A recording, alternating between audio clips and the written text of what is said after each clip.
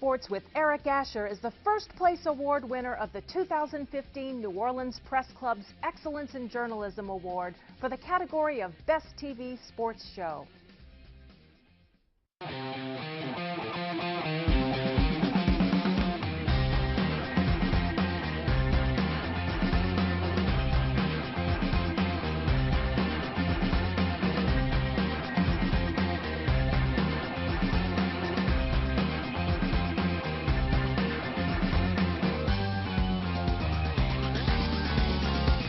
Good evening, New Orleans, and welcome to Inside New Orleans Sports. I'm your host, Eric Asher. Over the next hour, talk a lot about the home teams. The LSU Tigers, the Tulane Green Wave, and yes, the New Orleans Saints. Have a great panel for you tonight, too. Lyons, Yellin of WLAE-TV.com and Guilbeau of Gannett News. Both New Orleans guys, Newman High School, Rummel High School. Yeah, you're right. Guys, welcome.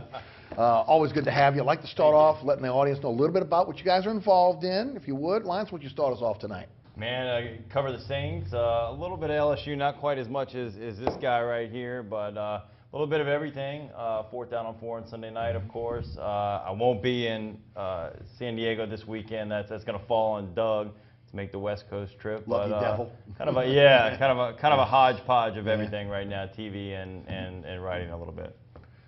Just been busy covering the coaching change at LSU for the Gannett, Louisiana Papers, USA Today Network, and partner with him at WLAE-TV.com. Been covering the Saints a little bit, but you know, it's tough times.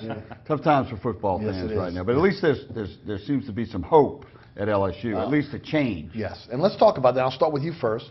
Les Miles fired after the Auburn loss. Your thoughts on the firing? Well, it was shocking. You know, I heard a little bit Saturday night that maybe something might happen, but I just kind of dismissed it because it's happened before. I know when DiNardo got fired, you know, people get upset, they get mad, and they want something to happen, and I thought that's what that was. And boy, you know, I wish I had that to do all over again because it did happen, just from a journalistic perspective. But it was shocking. You know, I think it shocked most people. You know, so early in the season, and you know, they almost won the game. But in the end, it might be the right thing to do. How about you, Lyons? Were you surprised? I was surprised it came so fast. I mean, but you heard the whispers, like Glenn said, before the game, and not so much probably the kind of whispers he heard, but just on TV, you heard about Gus Malzahn in Auburn and Les Miles playing for their jobs in that game, and it turned out how it ended up being. But I never expected them to pull the trigger so quickly. Yeah, I didn't either. I didn't think it would happen this early in the season. I didn't think it would happen during the season. And it goes back to, again, you know, and Glenn, I'll start with you. Should it have happened last season? If you were going to give him such a short leash this year, shouldn't it have happened at the end of last season? I think that if you were going to do this, if the leash was going to be short, you know what, you should have just pulled the plug last year. No, I don't think so, because one of the reasons they didn't pull the plug last year was because they had a little trouble trying to get a new coach. You know, it was all hurried and they were confused and it was just getting messed up. So really, it was almost better to keep them and then start the search now, you know, because a lot of their searches have been late in the season, and in 2004 when they got Les, you know, they missed out on Urban Meyer and Steve Spurrier. And that's what one of the board members told me Sunday. He said, this gives us options because it's so early in the season. So the hottest coaches out there, Herman at Houston, Jimbo at Florida State, or whoever's on your list, they got a shot at them, you know. And it won't be as hurried, and they can get their money together, they can get their buyout money together, and it won't have to be such an overnight pace like it was last year. Your thoughts? Should have it happened last year, or should he have been given a short lease like he had early? No, I think they were right to keep him, but I thought he was done when he brought Cam Cameron back. That was his opportunity to really change directions, find another offensive coordinator, go hire a young, innovative offensive coordinator, and change the direction of the program, kind of like Saban did with Kiffin. He really broke from his comfort zone when he did that. And now you see what the Alabama offense is doing, the success they're having, And I think that's really the direction it seemed like the administration at LSU and the boosters wanted Les Miles to go. As soon as Cam Cameron came back, that was kind of him brushing them aside and saying, you know what, this is my program. I'm going to do it my way, and he paid the price for it. Yeah, he did. You know, one of the excuses we heard last year was the fiscal situation of the university with obviously tops being cut, programs being cut, professors being let go. King Alexander did not want to have the university go out and be involved in any kind of a buyout, even though that money was coming from the boosters. He felt that it just didn't look good on the university. And one of the first things I thought about when this came down was, hey, what's changed?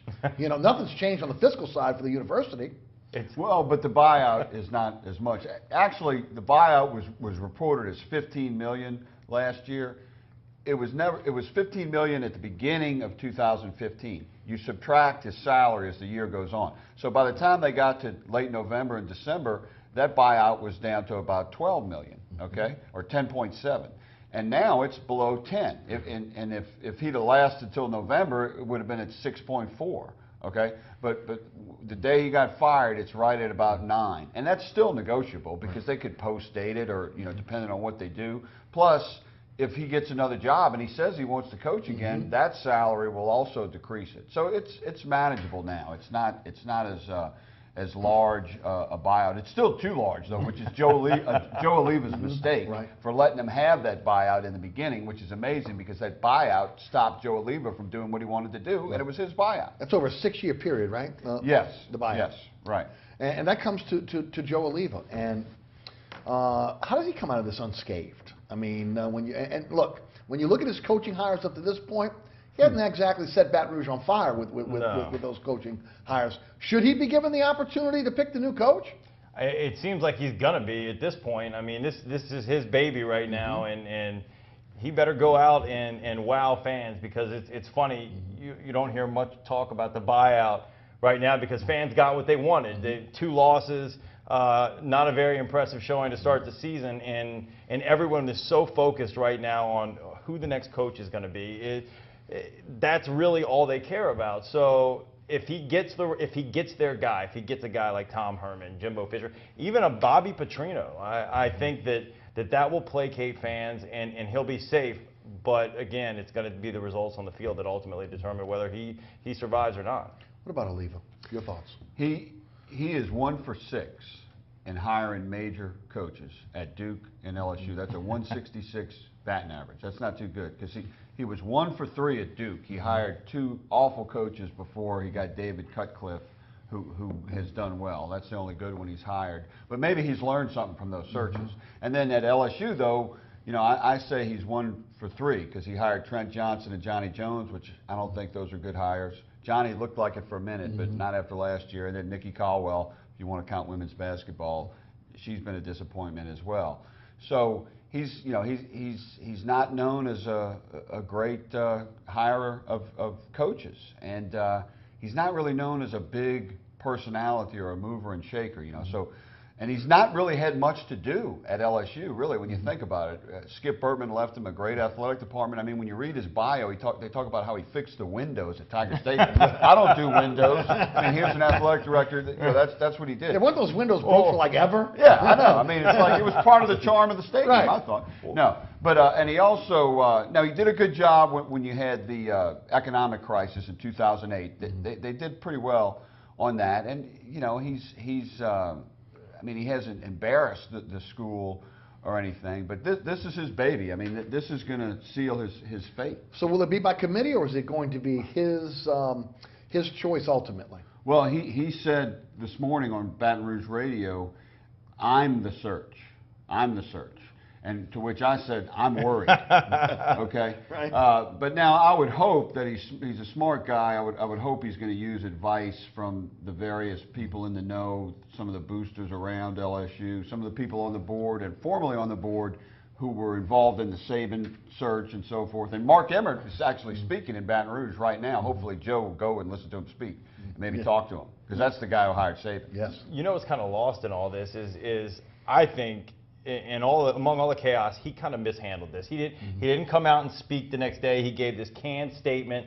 And then he got up and repeated the same thing. Yeah, the same thing, exactly. Yeah. I wanted to hear from him. I wanted him to take questions, and really, reporters were going to hold his feet to the fire and try to find out exactly what into the thought process, what happened last year, how he got from bringing Miles back, bringing Cameron back to where he is now. But what's interesting about this whole thing is I think if he gets his man, if he gets the right coach, Oliva is going to be marginalized even more because that coach is going to come in and say, this is my program, this is how we're going to do it, and I don't want to hear any noise from boosters, from the AD, get out of my way and let me do my job. And, you know, well, that's usually how successful coaches operate, and so we'll see what happens to him after that. What was Miles' ultimate downfall, in your opinion? I think there was tremendous fan fatigue with the same things happening on offense, but more than that, it was just they were just slipping gradually from the 13-0 season of 2011. You know, 3 losses, 5 losses, 4 losses, those type seasons, and you know, no championships, and the lack of quarterbacks. You know, that just got aggravating. And if they'd have won, they'd have been able to move those aside, but they also started losing. And I think if he was 4-0 right now, he'd be top 5 in the country, and he'd still be the coach, even if he only threw 3 passes all season. Right. But in the end, it was just the fact that they started losing, you know. Right. Lyons, what can you add? What is your thoughts? What was the ultimate downfall of Les Miles at LSU? Oh, it's got to be the offense. I mean, he made promises, and he didn't deliver on it. You can't compete in today's college football without an effective offense, without an offense that's going to put up some points. I mean, the defense was never the problem. The defense always kept them in games, but this year too. Yeah, this year too, absolutely. But if you're going to win the close ones, you're going to have to put some points on the board. And when you do get in shootouts, you got to know your offense is there to pick them up. It's the exact opposite of what we're seeing from the Saints right now. That's and you see. It's been like that for years. Yeah, it's just amazing. I mean, you just get to a point where you shrug your shoulders, and I can. Tiger fans everywhere, you hear it from them. They're so frustrated. They see teams all over the country, you know, with misdirection and throwing the ball downfield and all kinds of passing attacks. And you're talking about one of the best programs in college football can't seem to find a consistent quarterback to throw the ball downfield. The sad thing is they have a good quarterback now. They do. I mean, right. But it was too late for Les and for Cameron, because I think Danny Etling, he's going to be pretty good. Why so long? I mean, what was he looking at in the spring and the summer that he didn't see this? Right, and not just that, not making the move during Wisconsin game when the offense continued to struggle, and then his lame excuse of, well, he's really done well over the last 10 days or so, and now he has the opportunity to come in and play. Come on, nobody was buying that. Nobody was buying that. Etling all of a sudden caught fire in the last 10 days before he got his shot. That could have saved his job, and you know, really, I don't know why they didn't pull the trigger and use Etling going into the season. Now, looking back, and you know, really, Les came back and said after the 2011 season that, you know, we'd have used Mettenberger late in that season if his thumb wasn't hurt. And then we went and talked to Mettenberger. He said, my thumb wasn't hurt. Right. You know, so he has these things where he changed his mind. He was reluctant to pull the trigger at the time because you know, Mettenberger would have been much better than Jefferson. Yes. Or Lee as that season ended. He almost seemed afraid. It's like he's almost afraid to have somebody that can actually execute a game plan like that. Or didn't want to be proven wrong after he put so much emphasis on, that was on it. the quarterback Invested time. In all of them. You know? You took a Jefferson, you look at the situation that he was in now. I would look at that. Guys, was he kind of in a tough spot having a guy like Leonard Fournette in the backfield? You know, you want to utilize him. You want to run downhill. He is a much better player, at least right now, in that eye, in that pro-style offense. Was he in a tough spot in terms of diversifying the offense a bit because Fournette was in that backfield? Probably, but you know, I think you could sell. You've seen Saban do it with his crowded backfield. I mean, I think you could sell Fournette on the idea of giving up carries, and let's face it, Geis has earned the carries. It would only help Leonard Fournette. He's going to the NFL. He's going to be a star. Why risk injury and hurting his body in college and wearing him down at this point? But yeah, I'm sure there was probably some pushback from Leonard Fournette. Well, I think that Les really what hurt him in his downfall was the hiring of Cam Cameron. Mm-hmm. I mean, Leonard Fournette, Darius Geis hit a 52-yard run in the first half. They never went back to him again. Leonard Fournette had a 35-yard run in the first half. He got the ball one more time. Mm-hmm. If they give the ball to Fournette or Geis at the end of the Wisconsin game instead of the first down pass that was intercepted, they get close to field goal range. So it's almost like they got away from what they do best because maybe they were trying to show that they could pass or something. You know, I don't know. They were just very disjointed. And Cameron, I fired Cameron in a column in the 2014 season when they lost at Arkansas 14-0. I mean, he just did not work out as a hire. I thought he was good in 13 when he had Mettenberger, but he never did develop any of the quarterbacks, and he didn't call plays well, I don't think. Well, he was fired ultimately, at least it has been reported by Coach Orgeron. Actually, there's been reports on both sides of that, but I got it on good information that Joe Oliva fired Cameron also. So, now, Orgeron agreed with it, but it was Oliva's call. With that said, I'll go on the record now. I'm pulling for Coach Orgeron. Sure. You know, Louisiana guy, loves LSU, his dream job. Come on, who wouldn't want somebody to be successful at the dream job? Comes in tough circumstances, but I'm hoping that he's going to make it a tough decision. You know, I think a lot of people feel that it's a top 5 program, that they need the best of the best out there. Coach Orgeron is an incredible recruiter, a great motivator. I mean, again, hopefully he learned some of the lessons that when he failed at Ole Miss, and it looked like he did when he was at USC. So I'm going on record now saying I hope he is successful and they can make a run here. Lyons, what are your thoughts about Coach Orgeron taking on as an interim basis? I mean, I agree with everything you said. I'm hard pressed to see him being the coach next year. I just think the weight of expectations from the fans to go out and hire a guy like Tom Herman, a guy like Jimbo Fisher is just going to be too much. I told Glenn as we were walking in, I said, I think the only way he keeps a job is if he runs the table, somehow wins a national championship, and you just can't part ways with him at that point. I think they'd bring him back if he won the national championship. Yeah, I think he'd be safe. But how about SEC getting to the SEC title game? If he wins, if he does that, man. Yeah, I mean, if he somehow beat Alabama, my God, they might give him a contract right after the game. They've lost him 5 straight times. But you know, if you were writing a novel about a college football program in South Louisiana, and then made that into a movie, the coach would be Ed Orgeron. He's got acting experience. I mean, he's from La Rose. He went to South Lafourche. He's got the real Cajun accent, not the kind you see in the movies sometimes. And you know, he was talking about crawfish etouffee, and he was speaking French on his coach's show last night. How many people talk French on their coach's show? And the fans were calling in saying "Comment ça va?" That doesn't happen. That doesn't happen everywhere else. So that's all well and good. But he's also a good coach, and he was a bad head coach at Ole Miss, and he tried to micromanage everything, and he learned his lesson. Because then when he went to USC, he started taking what Jimmy Johnson and Pete Carroll taught him, and he was a much better coach at USC. Went 6-2 under much wilder, crazier situation than he's in now. So he's a good coach right now. It's going to be interesting to see how he does. Then we talked about it this week on the radio show. I think LSU's in a great spot right now, just on who they put in certain positions. Ensminger now an offensive coordinator. He has that background as an OC. You bring back the guru, Pete Jenkins, to do the defensive line. You add a title to Dave Aranda as associate head coach. You know, I think Damian Craig now becomes the recruiting coordinator. So I think that when you look at the staff changes, it's been been a plus, at least on paper. Glenn, what are your thoughts? Well, Steve Ensminger, he hasn't been a coordinator or play caller in a while, but he was a good one, and he's not been in the NFL really. That's what hurt Cameron. I mean, I don't think he ever made the adjustment. So I'm looking forward to what he might do with these quarterbacks. That's going to be an interesting move. And then, Pete Jenkins, my goodness, it's like a reunion. He's been in this is his 4th decade because he coached in 1980. 75 years old, right? Yeah, 75. Yeah, but he's a coach's coach, and he's not going to be doing any recruiting, I don't think. So that's why he quit under Saban, and Saban worked him almost to death, and it was making him recruit and everything. But he's kind of like the coach whisperer, I call him.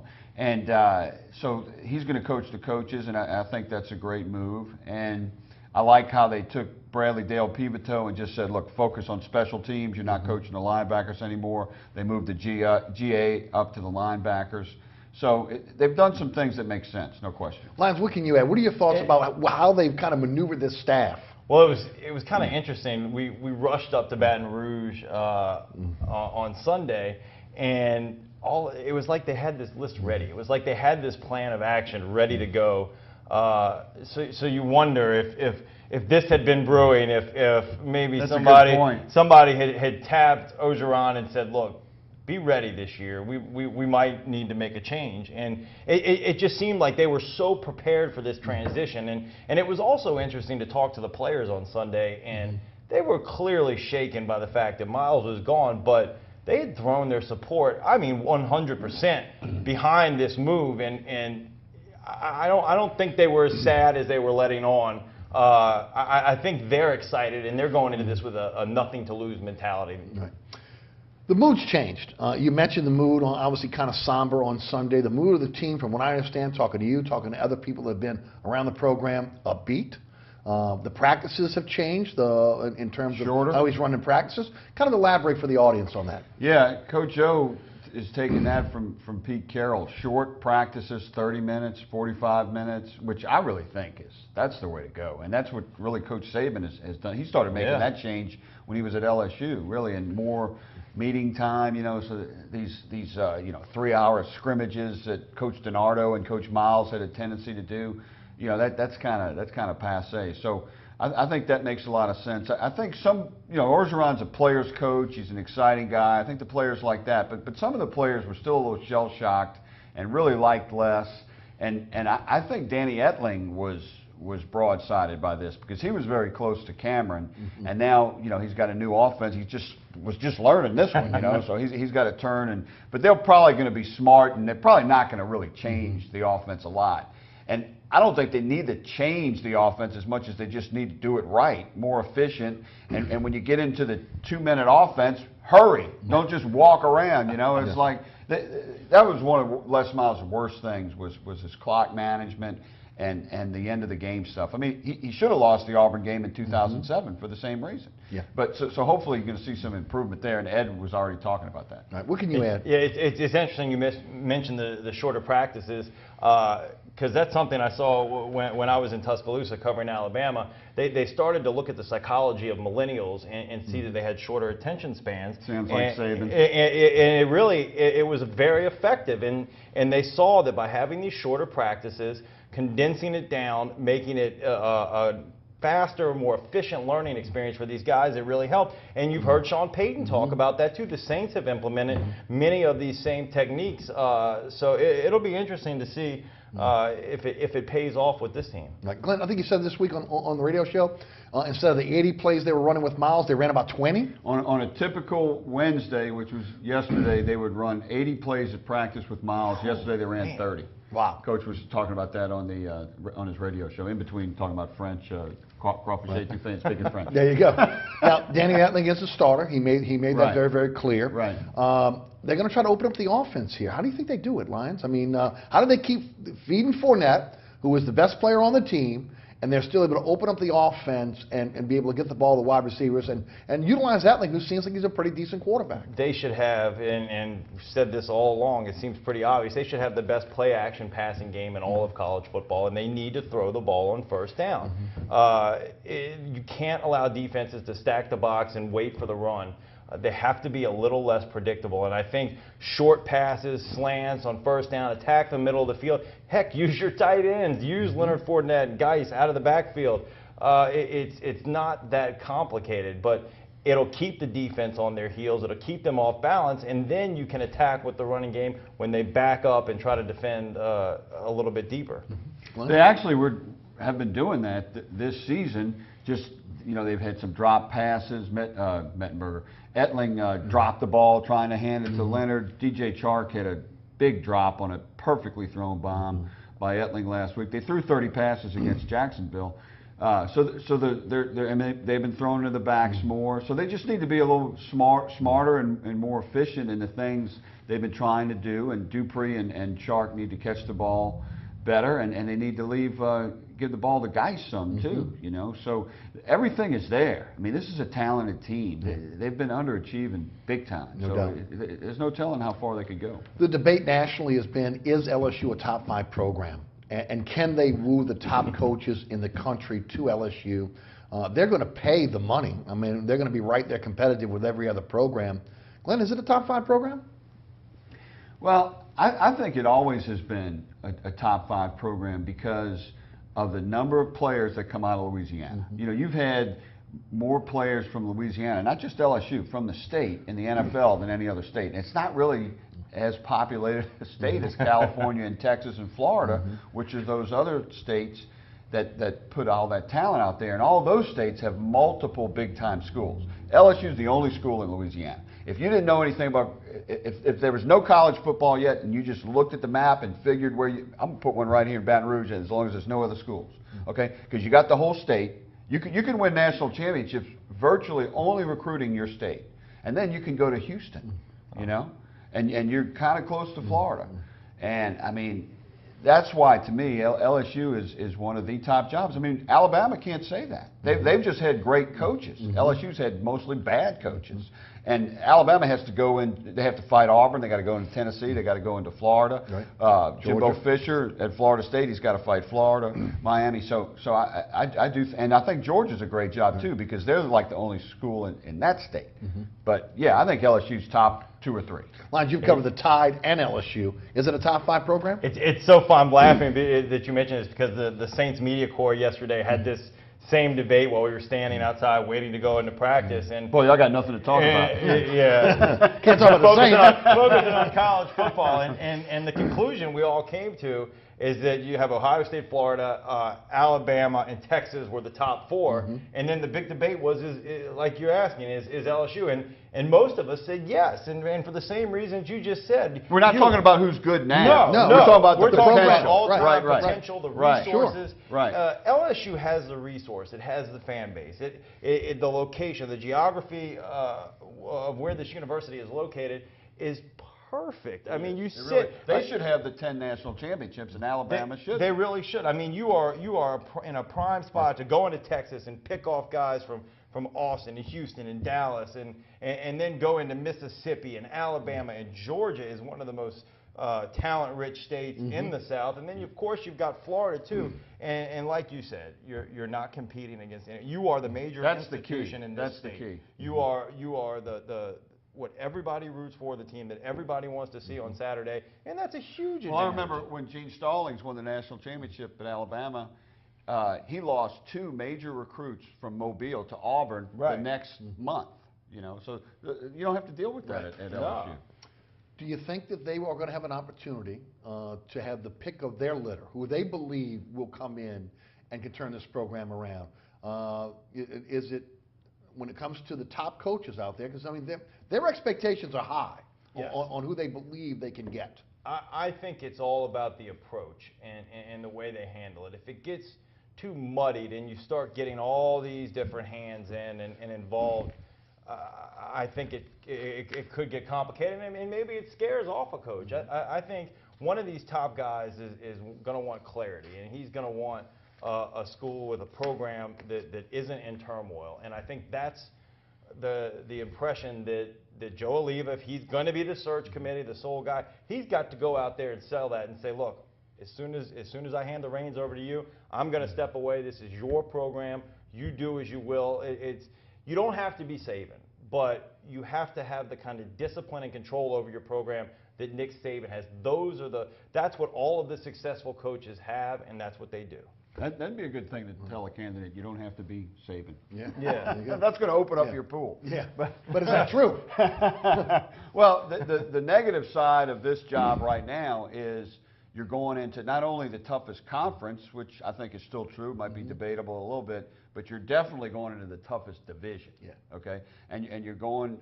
You know, if without Saban and Alabama, Les might have 3 national championships right now. I really believe that. And but Saban can't coach that much longer. I mean, even if he coaches till he's 75, Jimbo and Herman and Larry Fedora, who's an interesting name at North Carolina, those guys are still going to be around much longer after Nick. But you know, some people might look at it and say, God, Les won all those games and he got fired. But most coaches think that they're the greatest, you know, so that they can do it. So they should be able to get a very attractive candidate, but it depends on what other jobs may open up. Like USC could very well open up this year, and that's probably more attractive to Herman because he was from Cincinnati, but he grew up in Los Angeles area. So they might have to end up competing with another school, but LSU has the jump. Right. Is Herman the flavor of the month? Is he for real? I would say he's the top target. One of the people involved, that was the first name out of his mouth, because some of them think they blew it. The window for Jimbo was last year, and that might not happen now. Right. It seems like there's always a window for Jimbo. He always is going to use an opening for leverage. He's proven that every year. The buyout's still $5 million for him. Yeah, but I agree with you. That's a decent buyout. I think you got to look at Herman and what he's done at Houston. But then the big question is, how does Texas finish up? Is it a possibility that if he waits a year, that job comes open? Or does Houston possibly go to the Big 12? And if that happens, he automatically gets a salary bump to $5 million a year. And you're talking about a program with a ton of resources that he has really built from scratch and has his fingerprints on. And you start to wonder, he seems like the type of guy that might say, you know what, the SEC is great, but I'm going to stay put where I am in the Big 12 and where I've shown that I can have success. And then you start looking around at guys like Bobby Petrino. Yes, his character it can definitely be questioned, but man, he and Todd Grantham, what they've done at Louisville is sure hard to overlook. Guys, we're going to shift gears when we get back. Before we go, what do you think about Missouri this weekend? Well, Missouri has a great alumni. You know, I went to school there.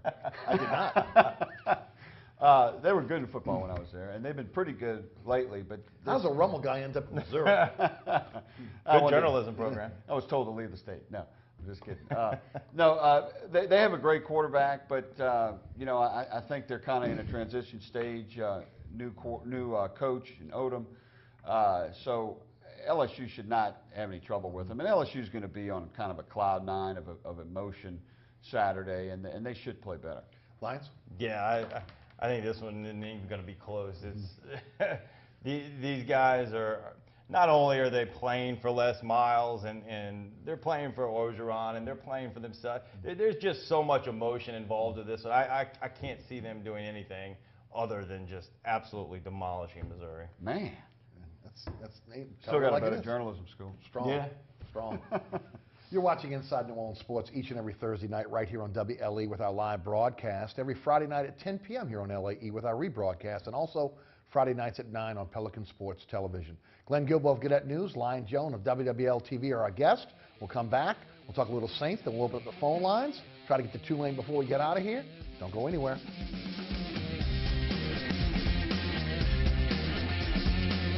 Inside New Orleans Sports with Eric Asher is underwritten by... Located on Lake Pontchartrain, Brisbee's Lakefront Restaurant and Bar offers traditional West End favorites, a scenic view, oysters, and numerous tasty options. More information is available at 504-304-4125 or brisbeesrestaurant.com. Mr. Ed's Oyster Bar and Fish House has been shucking here since 1979. Located at 3117 21st Street in Metairie, Mr. Ed's Oyster Bar and Fish House offers raw, fried, and grilled oysters as well as a range of Cajun and Creole dishes. Enjoy a dozen with a smile. You're watching WLAE, New Orleans Public Television. Find us on Facebook and follow us on Twitter.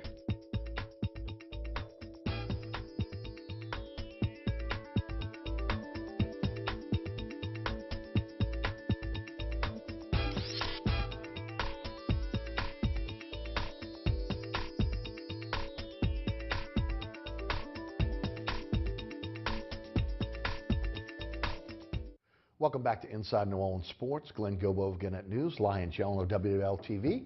Our guest tonight, we shift gears to the New Orleans Saints. Man, that is the way you said that. Oh, God. You know, well, although I've said, and look, you know, I'm a lifelong Saints fan. My expectations have been lowered. I don't have Blue Mondays. I don't have Blue Sundays. I'm just hoping that they can get better. So you're each and not every week. watching the game? Yeah. No, I'm watching the game. I'm watching the games now. I'm watching them twice. I'm glutton for punishment. But I'm not getting emotionally wrapped up in it because I think we know what they are. Sure. You know, they're a team that is devoid of talent. They don't have a lot of depth. And when you start getting injuries like you're going to get in the NFL, I mean, a lot of times when you're bringing guys off the street, what do you expect? I mean, you know, you are what you are now, and they are. I know they don't like the R word out on A-line drive, but they are a rebuilding team. The question is, how quickly can they rebuild going forward? And Lyons, you cover the team. I'll start with you.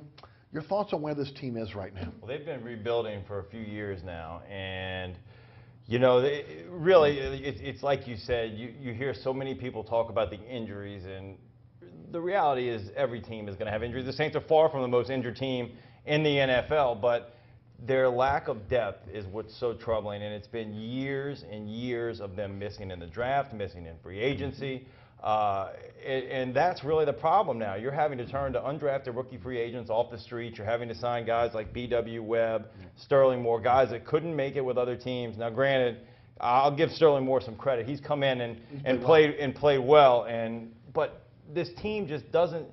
For every step forward it takes 2 steps back, and you look at the personnel decisions, and you have to point to that and say that's the problem. Why hasn't it been fixed? And then you start to kind of look towards the head coach and say, hey, you think you're playing too big of a role here?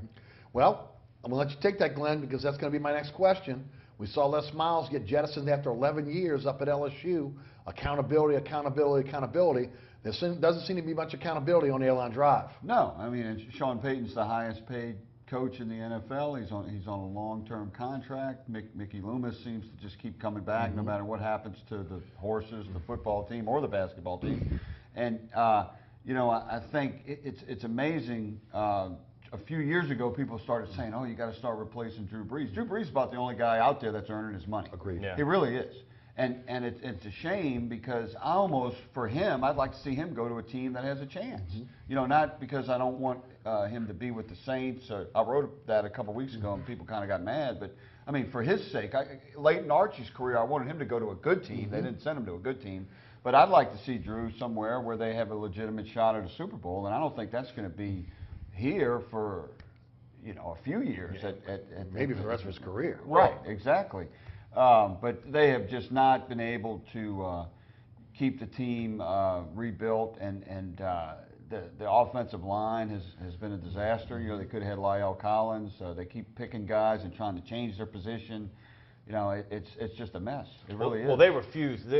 They refuse to draft players from LSU, and it's been throughout Sean Payton's tenure with the Saints. It makes It's mind-boggling, isn't it? No, you pass on Deion Jones, you pass on Quan Alexander. I mean, the list goes on. Jarvis Landry. The list goes on, and they never see the error of their ways. And what they're doing, you hear Sean Payton talk about a guy like Andres Pete and how, he liked his father, and so that was the decision. That was where they got their advice. They get too cute to draft. They're trying too hard. You know, I think the Jimmy Graham thing affected Sean because he went out and found a basketball player, made him a tight end. So he tried to do that with Stanley Jean-Baptiste and everybody else.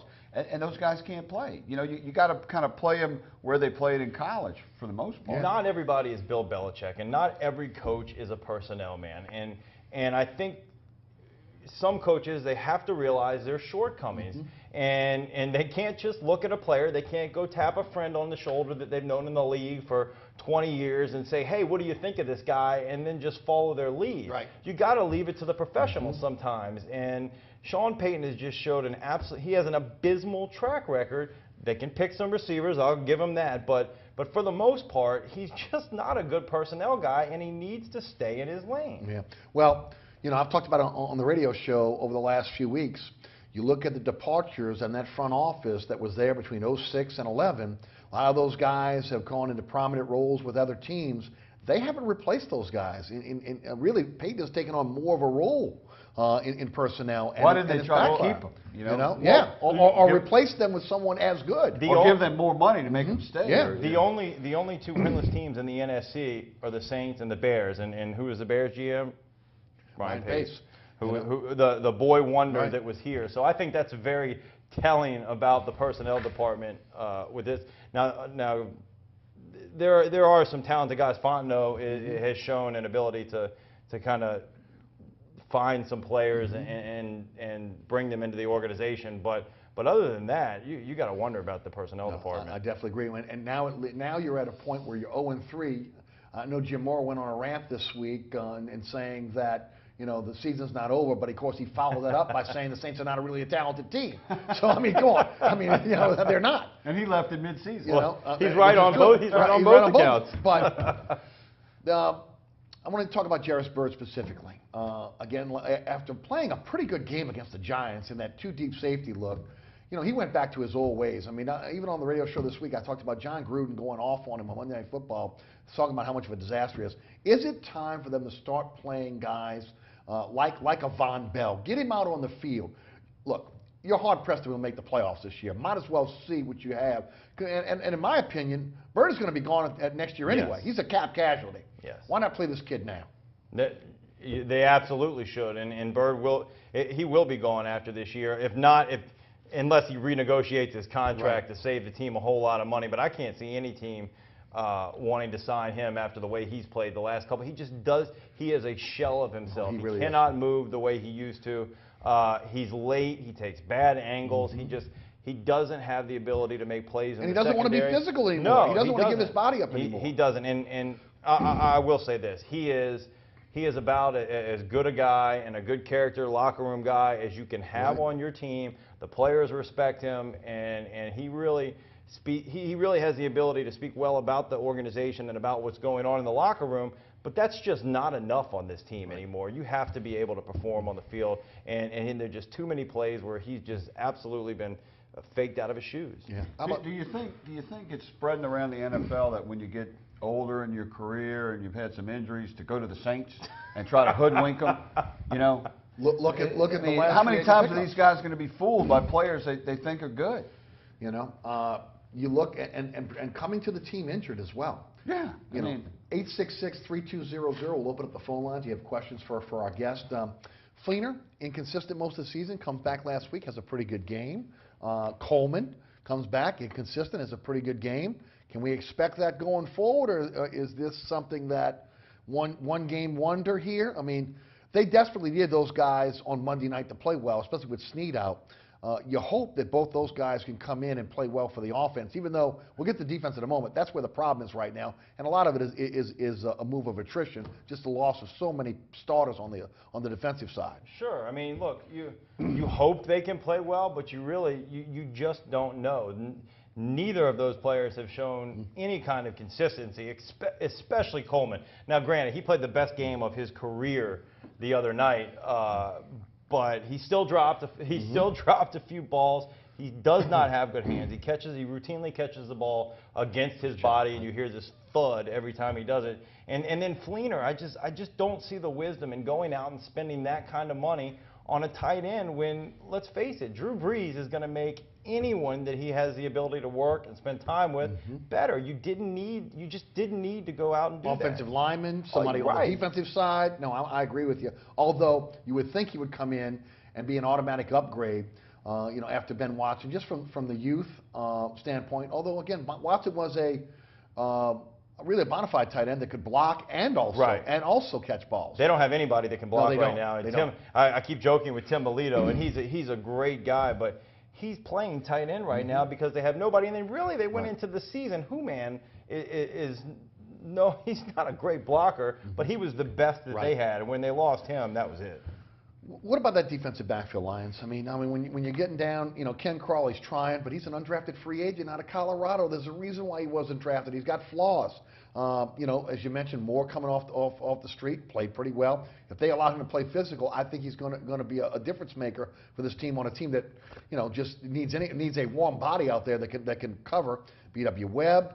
You know, they just don't have a lot of options right now when you're getting down to your 7th, 8th, and 9th cornerback. Well, it changed everything that this team wanted to do when Delvin Breaux got hurt. I mean, he really had the ability to shut down one side of the field, and it really allowed them to shift coverage to the other side and help some of those younger guys out. But now they're just completely hung out to dry. They're having to play a lot of single high safety, and their 3 safeties.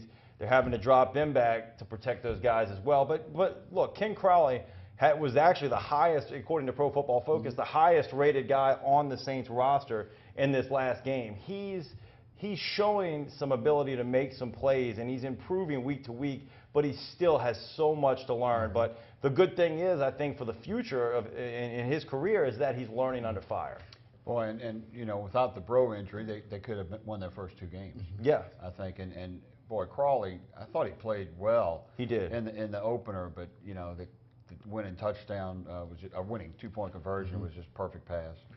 And let me just say this: last week he defended Julio Jones 5 times, allowed just 1 catch for 16 yards. So he's going up against the best and doing a good job. Well, and thank God for Craig for Robinson right now, because he's the only linebacker that is. And I look, no knock against Laurinaitis. Laurinaitis is who he is, but he's the only playmaker they really have at linebacker right now. Anthony takes another step back.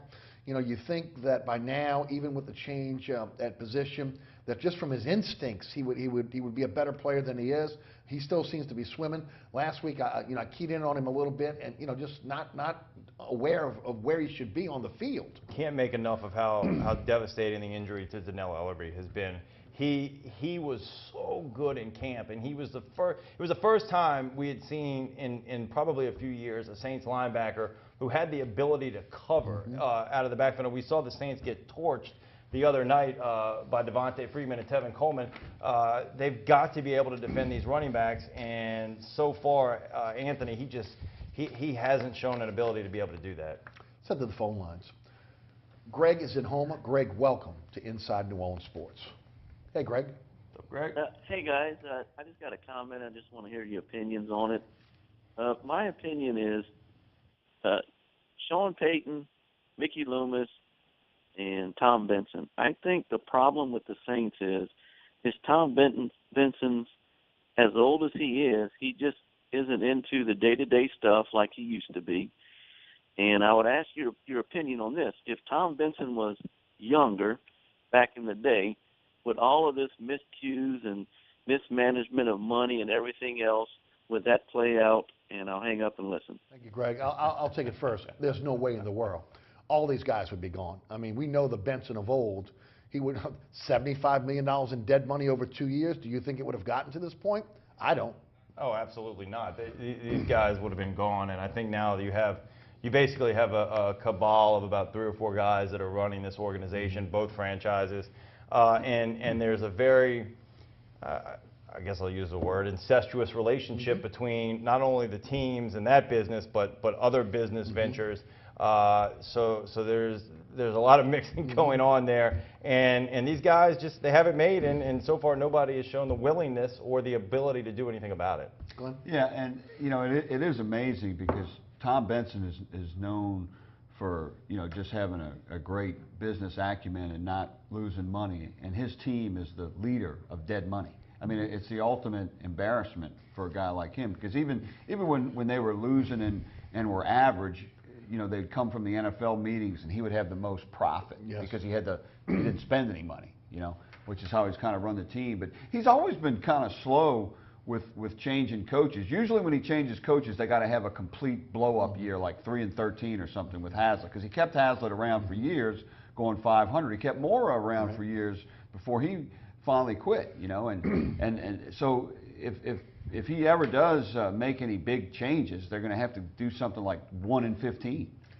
I don't see it while he's still alive. I just don't. I think this regime will be in place unless there is a change in ownership. I just don't see it. I think this is what you have right here, and they're going to have to turn it around because short of people just boycotting the Dome, nothing's going to change, in my opinion. Is Jim Mora on the phone? No, yes, I think he may be. Jack is in Metairie.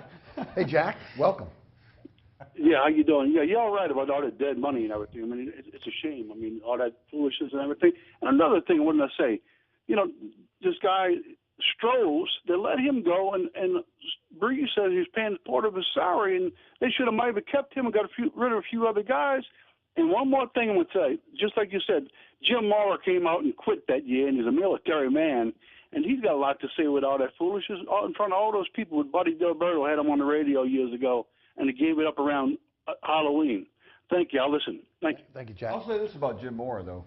He may have quit, but the people around him were were changing and weren't doing their job. If you remember, that's what happened, because he was a great coach, and they never got him talent. You know, where I think they got Hazlitt talent. You know, but you remember when Jim Finks. His downfall was when Finks died. Was when Finks passed away, because Benson couldn't pick a new general manager. He made it the triumvirate. You know, Jim Miller and Kuharich, and they didn't know what they were doing. And that hurt Mora, because Mora was a great coach, and if he's calling in, you're a great coach, Jim Mora. We like you. I mean, I've said it over and over again. I think the best thing that this team could do to go back to the way they did it in those days, with a clear-cut general manager, a strong general manager, and a coach. And Letch, I still believe in Sean Payton. I still think he is a good coach. So do I. But he should be left to just coach this team. Just coach. And let a strong general manager go out and build a roster and say, hey, here's your pieces. Now you go out and coach the team. And let's remember, that's largely how it was when he arrived in '06. Yes, he had some input on Drew Brees and some of the offensive pieces, but for the most part, he brought in Greg Williams, and he handled the defense. So there have been some bad defensive coordinators. Yeah. And Dennis Allen may be good, because look at all the injuries, but Spagnuolo and Ryan, and we saw what happened when those two guys played against one another. But even Greg Williams had the ability to stand up to Sean Payton. He wasn't going to let Sean Payton come into his meeting room and try to stick his nose in and say, hey, I think we need to do this. I mean, he would just, I mean, you know the guy. Well, that's a decision a lot of people, not even in sports, get to. Sean needs to decide, do you just want to be all powerful and lose, or do you want to give up some of your power and win? Great point. Great point. To Kenner and Trey. Trey, welcome to Inside New Orleans Sports. Hey, Trey. Hey, guys. How y'all doing, man? Great. Thanks for having me on. Before I jump to LSU, I would like to say something about the Saints. I've personally just noticed that since we've had Ireland, the drafts have been significantly better. I mean, the handful of years we don't even have anyone except for, say, maybe Brandon Cooks left and maybe Vaccaro left on their team, and I think that the drafts have gotten better when you look at this past year and last year, although Anthony's kind of given us some cause for concern for that. And whatever happened with Ellerbe? Like, he was fine in the preseason and he was playing great, and then he goes off on maternity leave and then comes back and he's out for like 3 or 4 weeks. Like, what did I miss? Like, I don't really get that. And you have an LSU question as well? Trey, you also have an LSU question? And one other thing, just about Les Miles. I heard a lot of people saying about the reason why he got fired was, he won this many games. What do you want? Well, no, it's the sloppiness and the unpreparedness and just the not being aware of the situation and not getting the things done. And I don't understand why he would always run 2 wide receivers in a fullback and having them long routes, difficult throws. And I love it when I heard Coach O say we're going to have our quarterback making shorter throws, closer to the quarterback, easier throws for him to get him, and it's going to open everything up. Please tell me if I'm wrong on that. And still the Ellerbe, I don't even know. Right. Thank you, Trey. Yeah, I'd love to see what you guys had to Appreciate say. it. Drafts. I don't know if I agree with that. Yeah, still a little shaky on these drafts. Yeah, Takaha's been often injured. Don't know what you have out of Anthony. Pete, we don't know. Pete, I think we know. Pete, I can tell you. I would say they've been a disaster. Yeah, I'll be reserved on that. Ellerbe, he's got a great point. I tell you what. So yesterday at practice, Ellerbe was out there. He was back. He was limited, but he looked to be moving around pretty well. Jumping, running, knees up to the chest, things like that, which is a good sign. They've got to get him back. I mean, I just can't stress that enough. Anything you want to add? No, how about the Les Miles situation? But the Les Miles, they finally have gone to the short passes, like we said earlier, and it was kind of strange that he wanted to be this big deep thrower all the time, because he just didn't have the quarterbacks, and with running backs, it's a perfect setup for short passes, and it sounds like that's what Ed's going to do. So that'll be good to see that Saturday. Wallace is in New Orleans. Hey, Wallace, welcome to the show. Hey, how you doing? Doing great. Wallace? I'd like to say, okay, Lauren Otis. He's not handling that position like Stephon Anthony was. So do you think they ought to move Stephon Anthony back in his position? Because Lauren Otis is not the guy they thought they was. Everything is, all the people who the Saints have picked up, like they ain't doing nothing. You know, like Sean Payton is getting rid of guys like C.J. Spiller, you know, getting rid of guys who can play like he don't want to win this year. You know what I'm saying? You think he's trying to start over to get the #1 draft pick? What's he going to do with it once he gets it? Come on. The track record on the draft, horrible. I'll let the guys answer that question. Laurinaitis brought in because Anthony had a tough time last year getting guys in a position. They have not had the breakdowns we've seen in the past at the middle linebacker position. No, I think Laurinaitis has been much better than Anthony, and I think he's done a good job of getting these guys in the right position. Yes, he hasn't been perfect, and he's been run over a few times, and he's probably not as physical as he used to be or as fast as he used to be, but he's a smart player, and he's somebody that this team, I think, really needs. And if they didn't have him back there, ooh, man, it'd be an absolute disaster. And look, I still think Anthony's swimming right now. He is. You know, I'm hoping that he gets it because he's got great athletic ability. Nolan, welcome to the program. How you doing tonight? Hello. Hey, Nolan, you're on the air. Yeah, this is Nolan. Yes, sir. You're on the air. Listen, I'd like to say something about that lovely coach they got. Him and the general manager, the man's overpaid. All right? And I'm going to tell you what, he's 0-3, and they talk about he might be in the playoffs. He ain't going to the toilet bowl. That's all he's going this year. And as far as him playing Breeze all that money, you got to thank the head coach and the general manager. Why they paying that guy $20 million and paying him other guys barely $1 million apiece? It's pitiful, man. They're gonna go to San Diego, and San Diego, to tear them up, yeah. Nolan, look, coach, if you're listening to me, we got you. We got you, Nolan. Thank you for the phone call.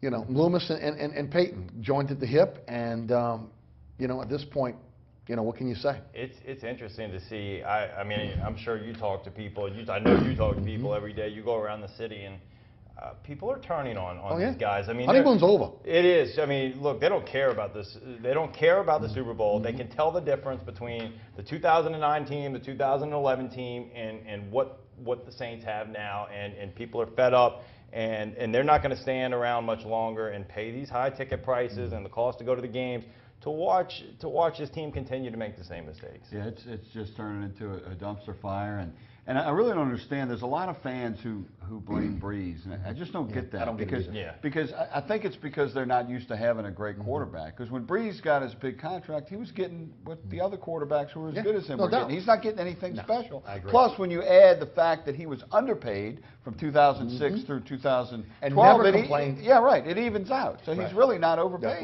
and he earns his money. He absolutely earns money, and he did the team a favor by the way he structured his contract. Sure. And like you said earlier, it really he's a team guy to a fault. Team guy, and he'll never say this publicly, but he likes this contract because it gives him an out after next year. After he can say, you know what, I did everything I could to stay with this team, yes, he did. And they just continued to make the same mistakes. Lyons, Yellin, Glenn Guilbeau, thanks so much for being with us tonight. Thank you. Thanks so much for tuning in. Remember, there's a rebroadcast of this program each and every Friday night right here on WLAE at 10 p.m. Also on Pelican Sports Television in New Orleans, Baton Rouge, and Lafayette. That's 9 p.m. every Friday night.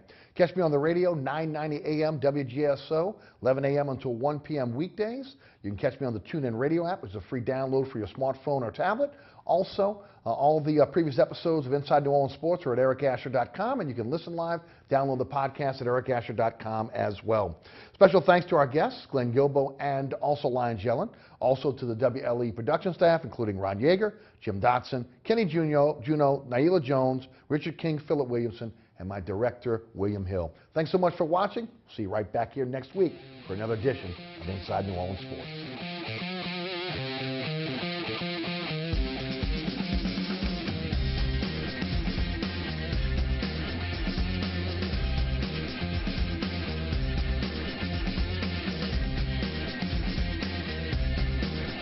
Inside New Orleans Sports with Eric Asher is the first place award winner of the 2015 New Orleans Press Club's Excellence in Journalism Award for the category of Best TV Sports Show.